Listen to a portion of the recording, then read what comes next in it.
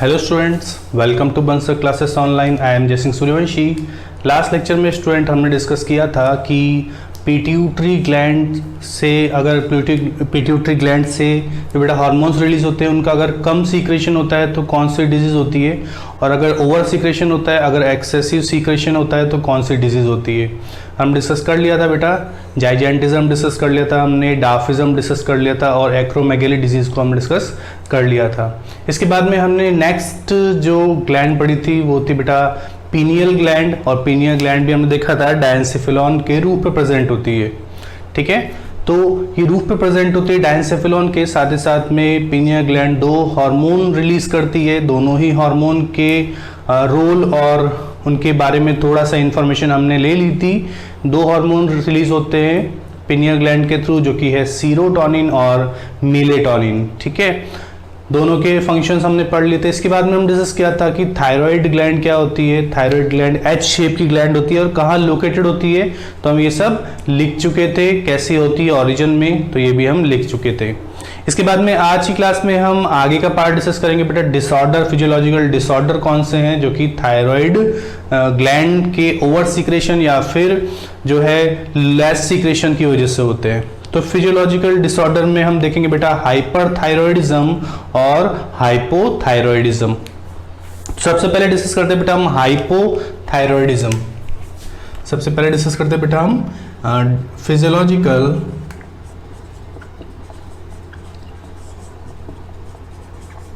Disorder related to या related with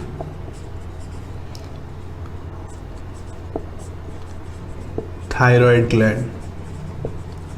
कौन कौन से फिजियोलॉजिकल डिसऑर्डर है जो कि देखने को मिलते हैं हमें थायराइड ग्लैंड से, जो थायरॉक्सिन हार्मोन है उसके लेस या ओवर सीक्रेशन की वजह से। तो हम इसमें देख रहे हैं बेटा फर्स्ट जो कि है हाइपोथायरॉयडिज्म।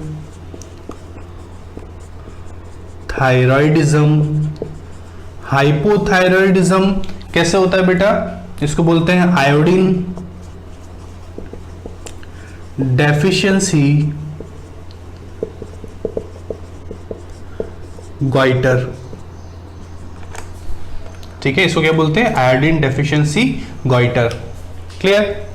अभी क्या होता है आयोडीन डेफिशिएंसी गॉइटर के अंदर, ये तो आपको समझ में आ गया होगा कि ये आयोडीन की कमी से होती है बेटा। साथ ही साथ में ये माइल्ड फॉर्म है,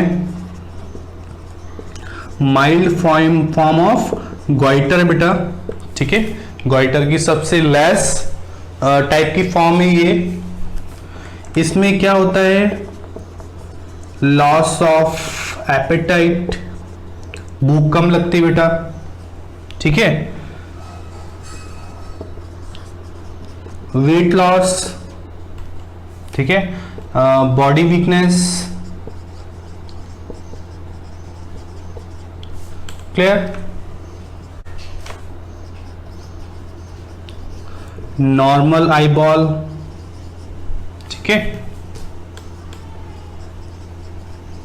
रिड्यूस्ड हार्ट बीट। क्लियर। तो ये सारे हमें कुछ इसके सिम्टम्स देखने को मिलते हैं जब हमारी बॉडी के अंदर आयोडीन की डेफिशिएंसी होती है। तो इसकी वजह से जो हमें डिसऑर्डर होता है उसका नाम क्या है बेटा, हाइपोथायरॉयडिज्म।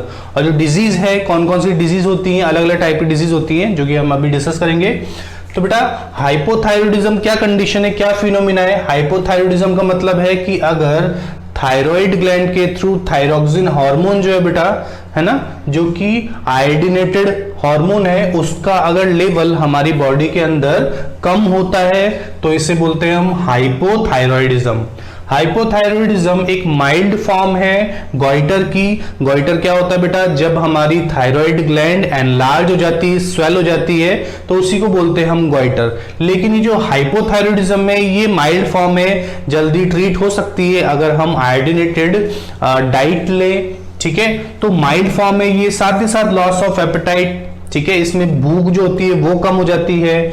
हमारी बॉडी की जो बीएमआर है,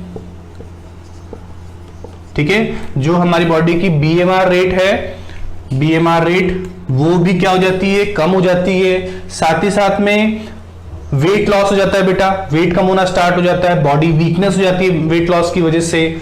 नॉर्मल आईबॉल होते हैं इसमें। नॉर्मल आईबॉल का मतलब क्या बेटा, कि ऐसे ही नॉर्मल होते हैं, बाहर की तरफ निकले नहीं होते, है ना। प्रोट्रूडस आईबॉल नहीं होते, बाहर की तरफ निकले नहीं होते। अभी हम देखेंगे आगे हाइपरथायरॉयडिज्म में, जहां पर आईबॉल जो होते हैं बाहर की तरफ निकले होते हैं बेटा।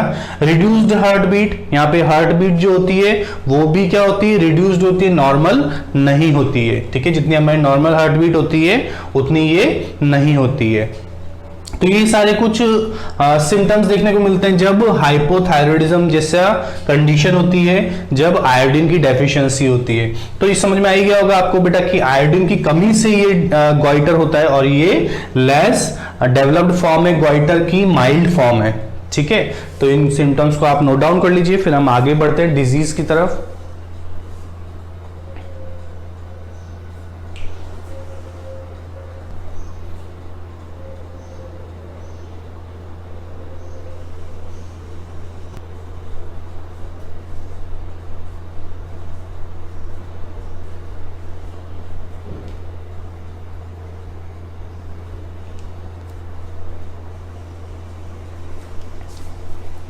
ठीक है बेटा, हमने देखा कि हाइपोथायरॉयडिज्म क्या होता है। हाइपोथायरॉयडिज्म फिनोमिना क्या है बेटा, कि यहाँ पर लेस सीक्रेशन होता है थायरोक्सिन हार्मोन का, और इसको बोलते हैं बेटा आयोडीन डेफिशिएंसी गॉइटर। जब आयोडीन की या फिर थायरोक्सिन हार्मोन का लेवल हमारी बॉडी के अंदर कम हो जाता है, तब इस कंडीशन को क्या बोलते हैं हम, हाइपोथायरॉयडिज्म। अब इससे हाइपोथायरॉयडिज्म से होने वाली जो डिजीजेज है उनको हम डिस्कस करेंगे बेटा। दो डिजीज है, दोनों को डिस्कस करते हैं हम। इससे पहले देख लिया हमने ये कि ये एक माइल्ड फॉर्म है गॉइटर की। कैसी फॉर्म बेटा, एक माइल्ड फॉर्म है, और इसके अंदर बॉडी की जो बीएमआर रेट होती है वो कम हो जाती है। ठीक है, बेसल मेटाबॉलिक रेट जो होती है वो कम हो जाती है। जितने भी न्यूट्रिएंट्स होते हैं वो क्या होते हैं बेटा, लेस मेटाबोलाइज होते हैं। साथ ही साथ में लॉस ऑफ एपेटाइट, है ना, भूख जो होती है वो कम लगती है। वेट लॉस होता है बॉडी का, है ना। स्वेटिंग जो होती है वो कम होती है बेटा, बॉडी वीकनेस हो जाती है। नॉर्मल आईबॉल देखने को मिलते हैं, साथ ही साथ रिड्यूस्ड हार्ट बीट। तो ये सारी चीजें हमें यहाँ पर देखने को मिलती है। और ये सब कब होता है बेटा, तो due to less secretion of thyroxine. ठीक है, क्यों होता है, लेस सीक्रेशन की वजह से होता है थायरोक्सिन के। हाइपो मतलब क्या होता है बेटा, कम। ठीक है, हाइपोथायरॉयडिज्म। तो हमने देखा कि थायराइड ग्लैंड दो तरह के हार्मोन रिलीज करता है, एक तो आयोडीनेटेड, दूसरा नॉन आयोडीनेटेड।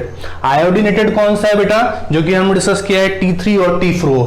ठीक है, T3 और T4 जो है दोनों आयोडीनेटेड है, और थायरोकैल्सिटोनिन नॉन आयोडीनेटेड है। ठीक है, तो अभी हम डिस्कस कर रहे हैं बेटा थायरोक्सिन हार्मोन की ज्यादा सीक्रेशन की वजह से क्या होता है, और कम सीक्रेशन की वजह से होता है।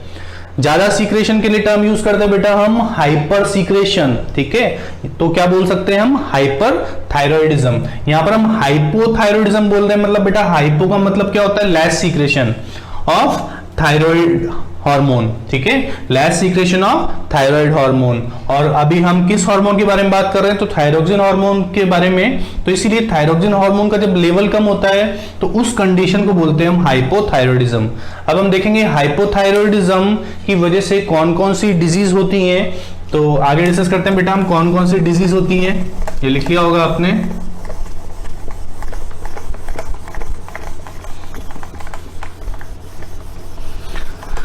हाइपरथायरॉयडिज्म की वजह से कौन कौन सी डिसीज होती हैं, कौन से डिसऑर्डर हमें देखने को मिलते हैं। अभी हम जो पढ़ रहे हैं ये सारी हार्मोनल डिजीज हैं। ठीक है, हमने एक चैप्टर में इन्फेक्शियस, नॉन इन्फेक्शियस अलग डिजीज को डिस्कस किया था। अभी हम हार्मोनल डिजीज को देख रहे हैं। हेरिडिटरी डिजीज भी हमने देख ली थी कुछ। ठीक है, जब हमने हेरिडिटी वाला चैप्टर पढ़ा था। इसके बाद में हम लिखेंगे बेटा जो फर्स्ट डिजीज है, डिजीज रिलेटेड विद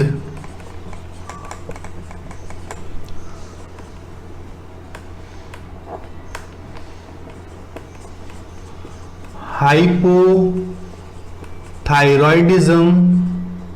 कौन कौन सी डिजीज है? तो फर्स्ट डिजीज है बेटा जिसका नाम है क्रेटिनिज्म। ठीक है, जो फर्स्ट डिजीज है उसका नाम है क्रेटिनिज्म। अब इस डिजीज के अंदर हमें क्या सिम्टम्स देखने को मिलते हैं? तो देखने को मिलते हैं बेटा इसमें mentally retarded infants and children. जो यहाँ पे हमें चिल्ड्रन देखने को मिलते हैं, जो इन्फेंट्स देखने को मिलते हैं, बच्चे जो होते हैं बेटा वो कैसे होते हैं? मेंटली रिटार्डेड होते हैं, उनका आईक्यू लेवल काफी कम होता है। ठीक है, delayed development of sex gland, sex organs and secondary sexual characteristics. ठीक है, तो क्या इसमें कंडीशन देखने को मिलती है? जो बेटा ये क्रेटिनिज्म डिजीज है, इसमें मेंटल रिटार्डनेस वाली कंडीशन देखने को मिलती है। बच्चे जो होते हैं उनका आईक्यू लेवल काफी कम होता है। ठीक है, मेंटली थोड़े पुअर होते हैं। Delayed development of sex gland, जो सेक्स ग्लैंड होती है बेटा और जो ऑर्गन्स होते हैं वो देरी से डेवलप होते हैं, जिसकी वजह से यहाँ पर सेकेंडरी सेक्सुअल कैरेक्टरिस्टिक्स भी देरी से अपीयर होते हैं। तो ये है फर्स्ट डिजीज बेटा जिसका नाम है क्रेटिनिज्म। और ये क्यों होती है? Due to less secretion of thyroxine hormone. लिख सकते हैं यहाँ पर wait,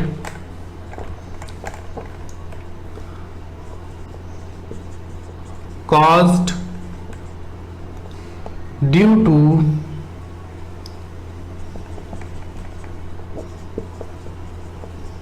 less secretion of thyroxine hormone. ठीक है, क्यों होती है बेटा? तो लेस सीक्रेशन की वजह से होती है, थायराइड ग्लैंड से रिलीज होने वाले थायरोक्सिन हार्मोन के। तो थायरोक्सिन हार्मोन का लेवल जब कम होता है तब ये डिजीज होती है जिसका नाम है क्रेटिनिज्म। और क्रेटिनिज्म में हमने देखा कि क्या कंडीशन होती है इसमें? तो मेंटल रिटार्डनेस वाली कंडीशन होती है बेटा। बच्चे जो होते हैं उनका मेंटली लेवल काफी पुअर होता है। साथ ही साथ में यहाँ पर लेट डेवलपमेंट देखने को मिलता है सेक्स ऑर्गन्स का, है ना, ग्लैंड्स का और सेकेंडरी सेक्सुअल कैरेक्टरिस्टिक्स का। ठीक है, तो इनको भी आप नोट डाउन कर लीजिए।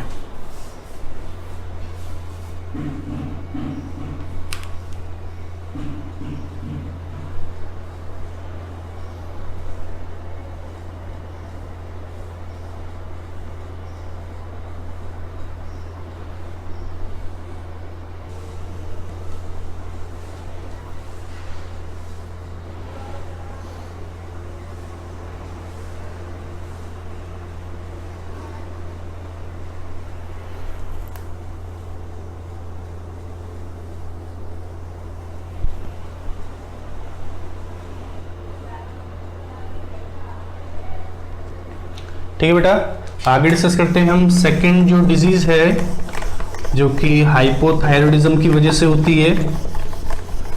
लिखते हैं हम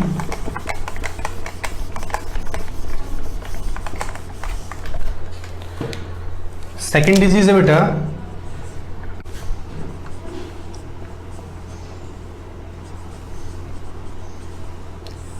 ठीक है, जो नेक्स्ट डिजीज है उसका नाम है मिक्सोडिमा। तो इसमें क्या सिम्टम्स देखने को मिलते हैं? ये भी कब होती है बेटा? Due to less secretion of thyroxine hormone. ये कब होती है? थायरोक्सिन हार्मोन के लेस सीक्रेशन से। ठीक है, इसके बाद में लिखते हैं बेटा कैसा अपीयरेंस देखने को मिलता है इसमें? तो इसमें पफी फेस अपीयरेंस देखने को मिलता है। ठीक है, कैसा अपीयरेंस देखने को मिलता है बेटा? पफी फेस अपीयरेंस देखने को मिलता है। स्वलन लिप्स देखने को मिलते हैं बेटा।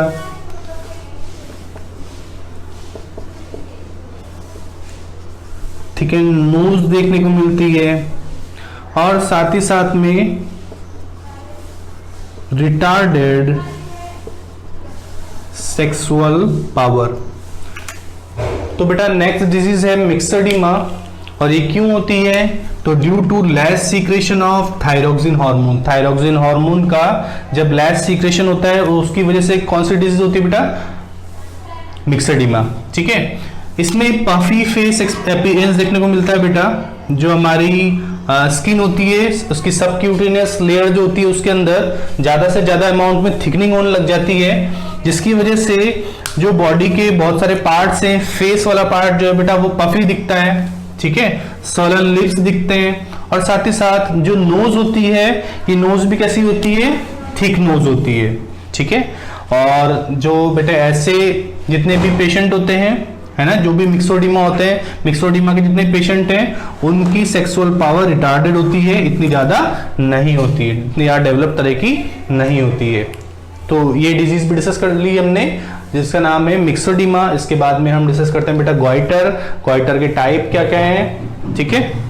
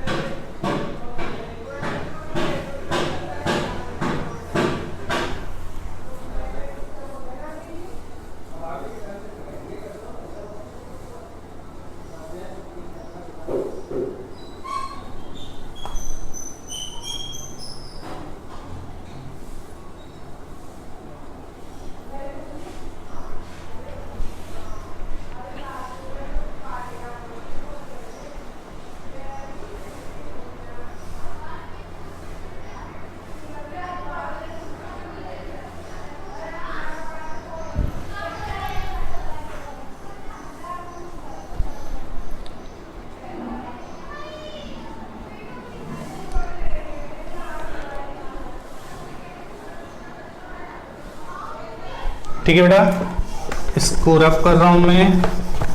आगे डिस्कस करते हैं, एक और डिस्कस कर लेते हैं बेटा इसमें गॉइटर।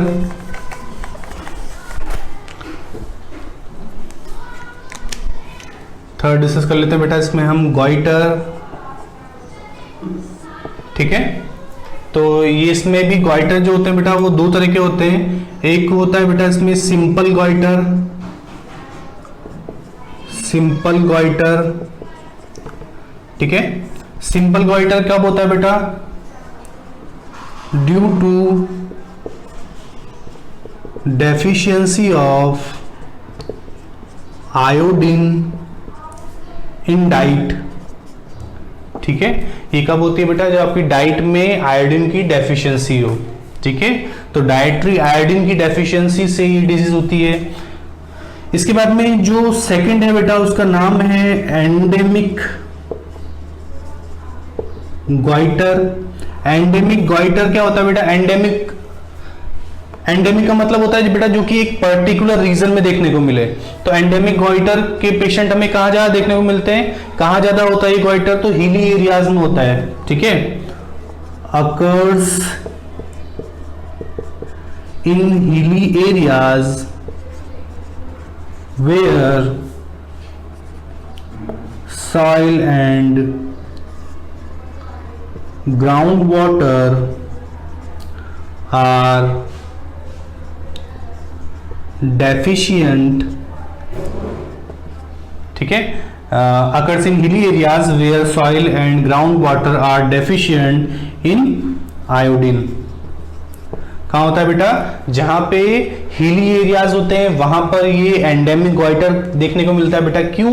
क्योंकि जो हिली एरियाज रहते हैं बेटा उनकी सॉइल के अंदर या फिर ग्राउंड वाटर के अंदर आयोडीन की कमी होती है, तो इसीलिए उन एरियाज को बोलते हैं बेटा गॉइटर बेल्ट एरियाज। ठीक है, क्या बोलते हैं? Goitre belt areas. जहां पर हिली एरियाज होते हैं तो हिली एरियाज जो सी लेवल होता है बेटा उससे काफी ऊपर होते हैं, जिसकी वजह से वहां तक जो सॉइल के अंदर बेटा आयोडीन है उतने ज्यादा अमाउंट में नहीं होता है, कमी होती है सॉइल के अंदर आयोडीन की, और साथ ही साथ वाटर के अंदर भी कमी होती है बेटा।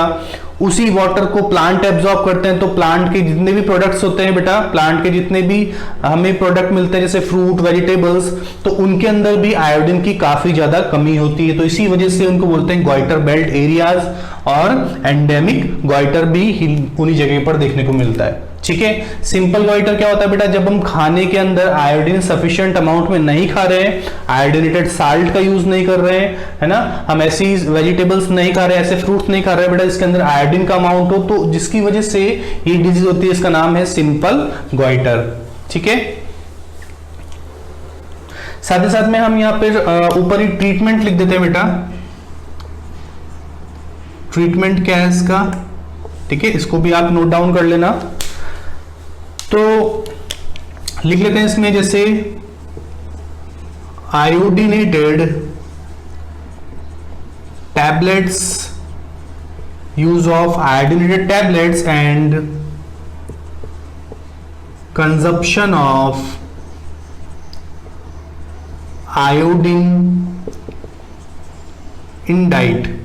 ठीक है, तो ट्रीटमेंट क्या है बेटा इसका, इसके लिए आयोडीनेटेड टैबलेट्स खाई जाती है और साथ ही साथ अपनी जो डाइट है उसके अंदर आयोडीन वाले सप्लीमेंट्स का यूज किया जाता है। ठीक है, तो इनको आप लिख लीजिए।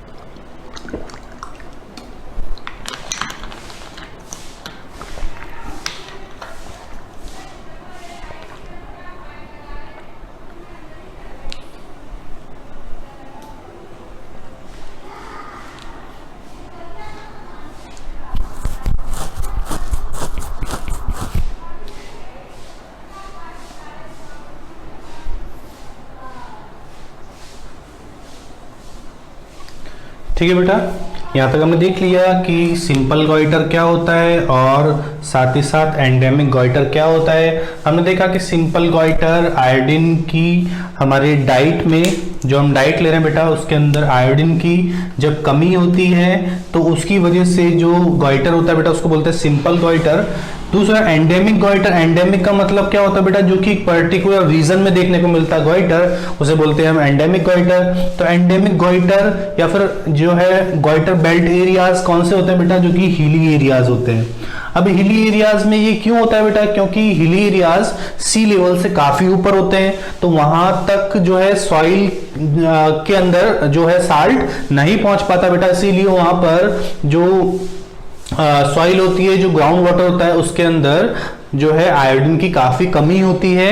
ठीक है, जो प्लांट होते हैं बेटा, प्लांट के अंदर भी आयोडीन की कमी हो जाती है, प्लांट के जितने भी प्रोडक्ट्स होते हैं उनके अंदर भी आयोडीन कमी हो जाती है। तो सॉइल और ग्राउंड वाटर के आयोडीन की कमी की वजह से इन एरियाज में ये गॉइटर डिजीज होती है। ठीक है, इसके बाद हमने देखा कि ट्रीटमेंट क्या क्या हो सकता है, तो हमें आयोडीनेटेड साल्ट का यूज करना चाहिए बेटा, और साथ ही साथ में आयोडीन टैबलेट्स का यूज करना चाहिए जिसके अंदर थायरोक्सिन हार्मोन का ही लेवल हमारी बॉडी के अंदर इंप्रूव होता है।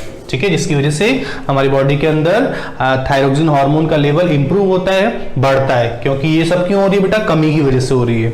ठीक है, या फिर जो मराइन फिशेज होती है उनका यूज कर सकते हैं हम डाइट में, तो उससे भी ये डिजीज ट्रीट हो सकती हैं। ठीक है, इसके बाद में हम डिस्कस करेंगे हाइपरथायरॉयडिज्म। ठीक है, अभी तक हमने हाइपोथायरॉयडिज्म और हाइपोथायरॉयडिज्म से होने वाली साथ के साथ डिजीज को डिस्कस कर लिया है। इसके बाद हम नेक्स्ट जो डिस्कस करेंगे बेटा वो है, जो नेक्स्ट हम डिस्कस करेंगे बी नंबर पे, वो कौन सा है बेटा, हाइपर थायरॉयडिज्म। ठीक है, फर्स्ट हम डिस्कस किया हाइपोथायरॉयडिज्म और इसके बाद हम डिस्कस कर रहे हैं बेटा हाइपर थायरॉयडिज्म। और क्या होता है बेटा हाइपर थायरॉयडिज्म, मतलब excessive secretion of thyroxine hormone. ठीक है, जब एक्सेसिव सीक्रेशन होता है थायरोक्सिन हार्मोन का, तो इसकी वजह से जो होने वाली डिजीज होती है वो किसके अंदर आती है बेटा? हाइपरथायरॉयडिज्म के अंदर। और क्या क्या कंडीशन देखने को मिलती है इसके अंदर बेटा हमें? तो इसमें देखने को मिलता है हमें बेटा एक्सेसिव स्वेटिंग, ठीक है, साथ ही साथ में इंक्रीज्ड बीएमआर, जो बेटा हमारी बेसल मेटाबॉलिक रेट है वो क्या होती है? बढ़ जाती है। बेसल मेटाबॉलिक रेट जो होती है बेटा वो बढ़ जाती है। ठीक है, इंक्रीज्ड एपेटाइट, ठीक है, भूख भी जो होती है वो बढ़ जाती है। ठीक है, इरेगुलर हार्ट बीट भी बढ़ जाती है बेटा। ठीक है, ब्रीथिंग रेट भी इंक्रीज हो जाती है। तो ये सारी डिजीज हमें देखने को मिलती है बेटा। वेट गेन हो जाता है, वेट गेन ज्यादा हो जाता है बेटा। ठीक है, समझ में आया बेटा? तो यहां पर क्या हो रहा है? बीएमआर रेट बढ़ रही है हमारी बॉडी से। बीएमआर रेट के थ्रू जितने भी प्रोसेस रेगुलेट होते हैं वो सारे बढ़ रहे हैं। जैसे हमारी स्वेटिंग बॉडी से बढ़ गई है, ठीक है, हमारी बॉडी के अंदर एपेटाइट बढ़ गई है बेटा, हार्ट बीट जो है बढ़ गई है या फिर इरेगुलर हो गई है, बॉडी वेट बढ़ गया है, स्वेटिंग बहुत ज्यादा हो रही है, और साथ ही साथ में प्रोट्रूजन ऑफ आई बॉल, जिसको बोलते हैं बेटा इज कॉल्ड, क्या बोलते हैं बेटा इसको? एक्सॉफ्थैल्मोस।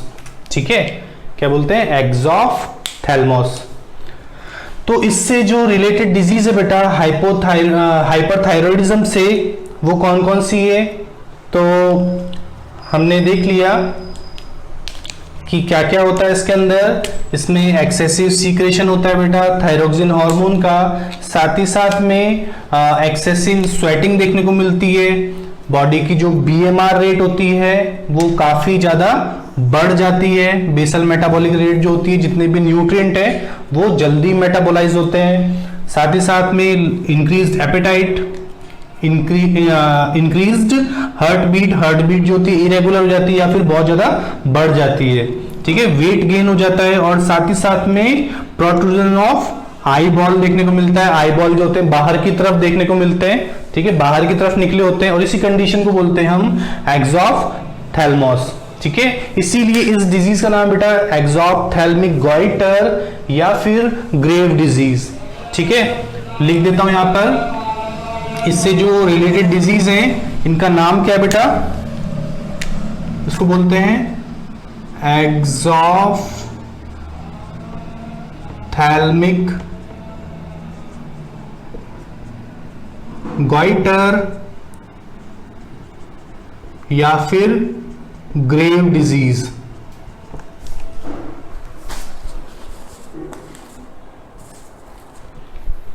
ठीक है,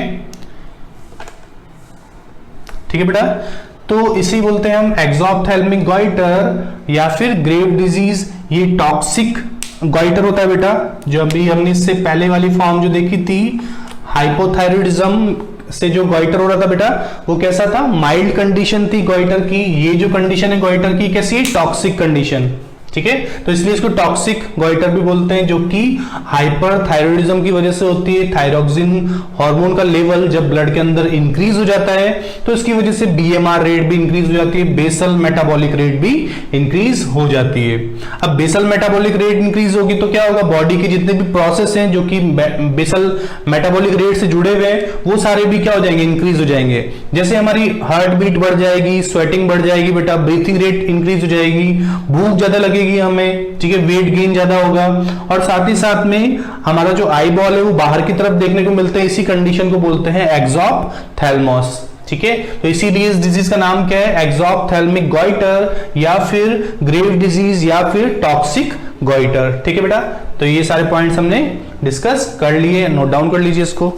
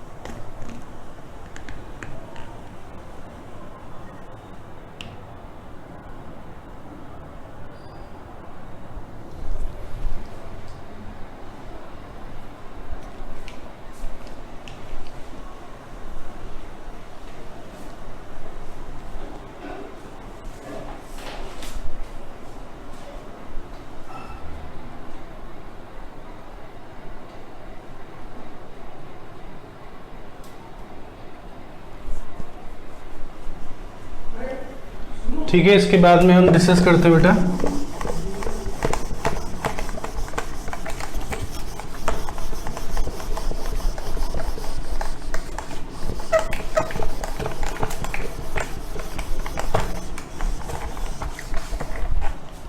इसके बाद हम देखते हैं क्या ट्रीटमेंट है इसका।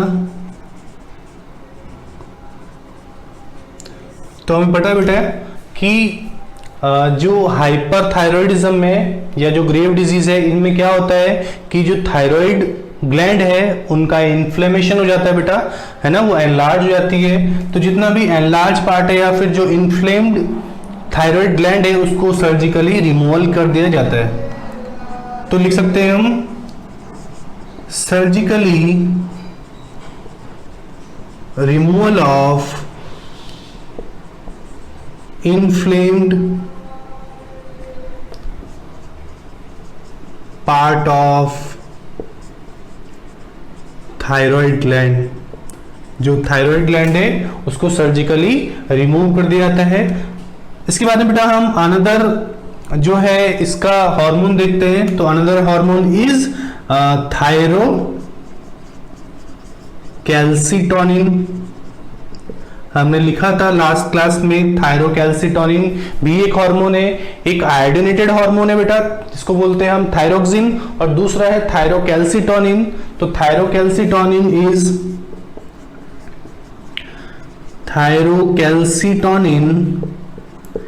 Is non iodinated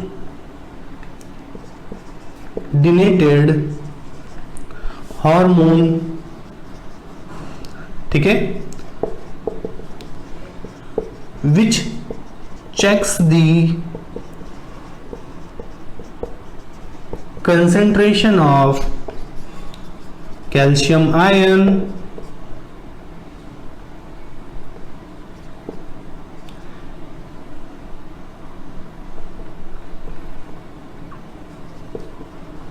in blood plasma. ठीक है, तो ब्लड प्लाज्मा के अंदर कैल्शियम आयन की कंसंट्रेशन बनाए रखने का काम कौन करता है, थायरोकैल्सिटोनिन। कैल्शियम मेटाबॉलिज्म को कंट्रोल कौन करता है, रेगुलेट कौन करता है बेटा, तो थायरोकैल्सिटोनिन। ठीक है, अब आप समझ सकते हैं बेटा कि कैल्शियम आयन कितना ज्यादा इंपॉर्टेंट है हमारी नर्व्स के प्रॉपर फंक्शनिंग के लिए, ठीक है, हमारी मसल टोन के लिए, हमारे टीथ के लिए, हमारी बोन्स को स्ट्रॉन्ग बनाने के लिए, इन सब के लिए जो है कैल्शियम आयन बहुत ज्यादा इंपॉर्टेंट है। साथ ही साथ हमारी सेल्स की, सेल मेम्ब्रेन की जो परमेबिलिटी होती है उसको बनाए रखने के लिए भी कैल्शियम आयन बहुत ज़्यादा इंपॉर्टेंट है। ठीक है बेटा, तो कैल्सिटोनिन जो है एक हार्मोन है, और कैसा हार्मोन है, नॉन आयोडीनेटेड हार्मोन है, और ये क्या करता है बेटा कि ब्लड प्लाज्मा के अंदर कैल्शियम लेवल को बनाए रखता है, जिसकी वजह से हमारी बोन्स जो होती है स्ट्रांग होती हैं। ठीक है, बोन्स को और टीथ को स्ट्रांग रखने में ये बहुत ही ज्यादा इंपॉर्टेंट है। ठीक है, यहां तक बात समझ में आ गई कि कैल्सिटोनिन क्या फंक्शन करता है। इसके बाद में हम एक नेक्स्ट पॉइंट लिखते हैं बेटा। ठीक है, इसके बारे में हम एक नेक्स्ट पॉइंट और लिख लेते हैं कि थायरोकैल्सिटोनिन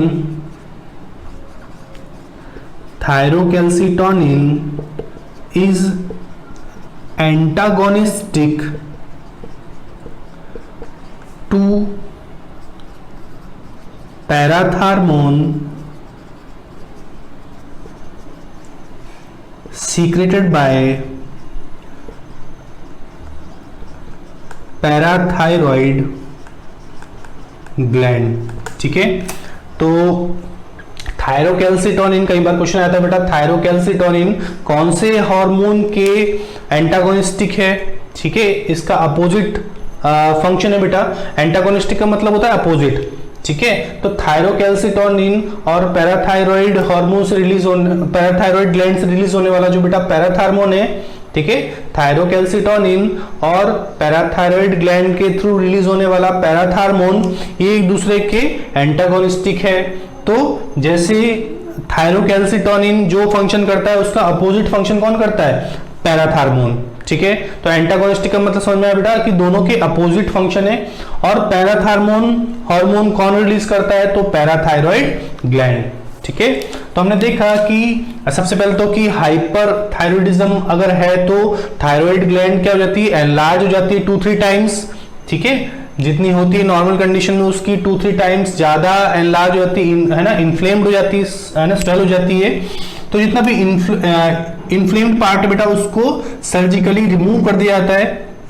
ठीक है, तो ये जो ट्रीटमेंट हो गया हाइपरथायरॉइडिज्म का। इसके बाद देखा हमने कि थायरोकैल्सिटोनिन एक और हार्मोन है जो कि थायराइड ग्लैंड के थ्रू रिलीज होता है, और ये कैसा है, तो ये नॉन आयोडीनेटेड है। सबसे फर्स्ट आपको पता होना चाहिए कि कैसा है, नॉन आयोडीनेटेड है। और ये क्या काम करता है, तो ब्लड प्लाज्मा के अंदर कैल्शियम लेवल को कंट्रोल करने का काम करता है। तो इसी वजह से हमारी बोन्स है ना स्ट्रांग होती हैं, बोन्स की स्ट्रांगनेस के लिए ये रेस्पॉन्सिबल है। और साथ ही साथ में इस थायरोकैल्सिटोनिन की जो एक्टिविटी है वो बिल्कुल एंटागोनिस्टिक है, किस हार्मोन से, तो पैराथार्मोन से। ठीक है, यहां तक समझ में आया बेटा, इसको फटाफट नोट डाउन कर लीजिए।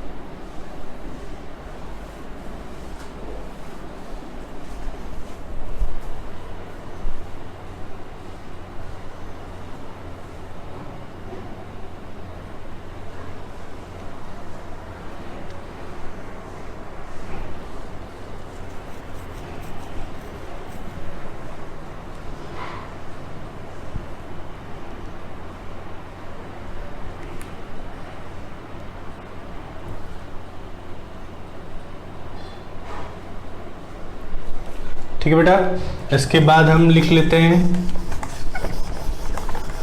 डिसऑर्डर, तो एक पॉइंट लिखना है बस हमें।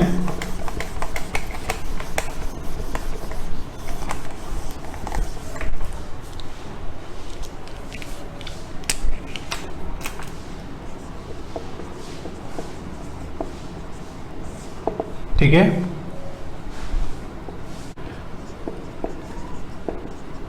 डेफिशिएंसी ऑफ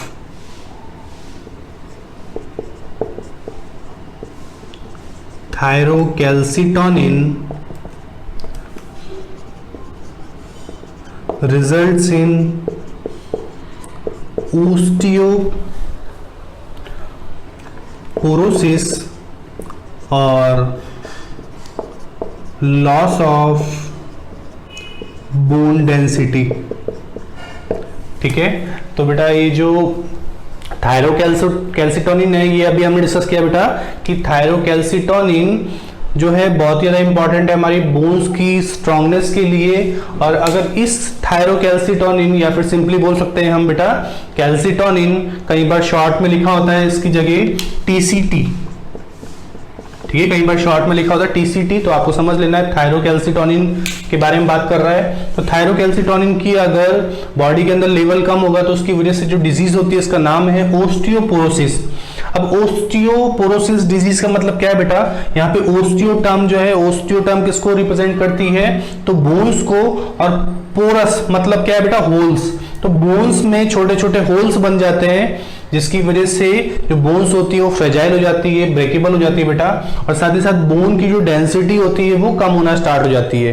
तो मेनली ये ओस्टियोपोरोसिस देखने को मिलता है बेटा एजेड लोगों में, एजेड पीपल में, है ना।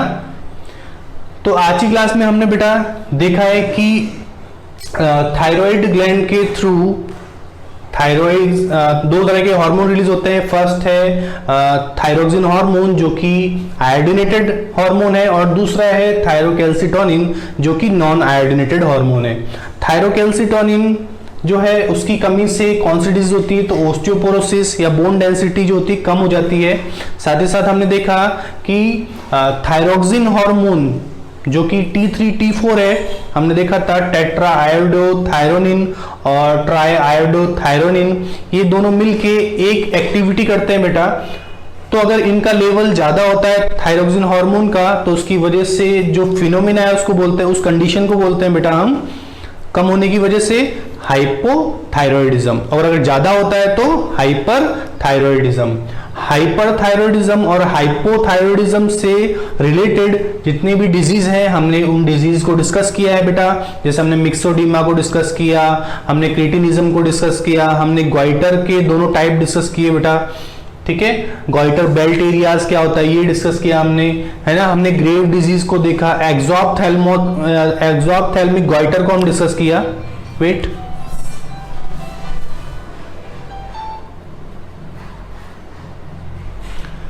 ठीक है बेटा, तो ये सारा पार्ट हमने कवर कर लिया है। आप अच्छे से इन सारे पॉइंट्स को लर्न कीजिए। मिलते हैं नेक्स्ट लेक्चर में, तब तक के लिए take care and good luck.